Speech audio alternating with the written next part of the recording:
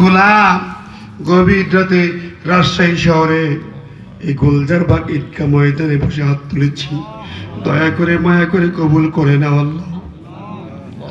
আল্লাহ, অসংখ্য শহীদের রক্ত ঝরা রাজশাহী, তোমার প্রিয় ওলি শাহ মাকদুম রহমতুল্লাহ আলাইহির রাজশাহী, মাহবুদের তুমি কবুল করে নাও। আমাদের সব গুনাহগারগুলো মাফ করে দাও।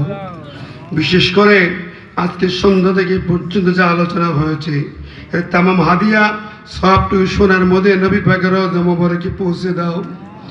বাবা আদম থেকে পর্যন্ত যত নবী রাসূল মুমিন মুমিনাত মুসলিম মুসলিমাত ঘুমিয়ে গেছেন তাদের রূহ মোবারকে হাদিয়া সব পৌঁছে দাও।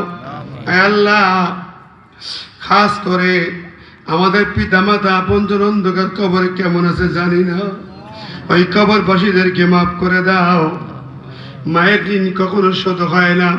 সন্তান যদি বুকের চামড়া কেটে মায়ের জন্য একদল স্যান্ডেল বানিয়ে দেয়, তবুও মা জননীর এক ফোঁটা দুধের ঋণ শোধ হয় না।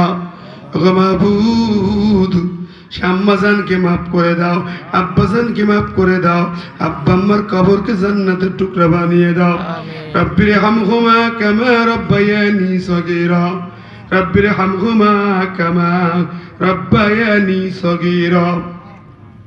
আল্লাহ, তোমার কাছে হাত পেতেছি মাবুদ, যেই মাদ্রাসার মাহফিল আয়োজন করেছেন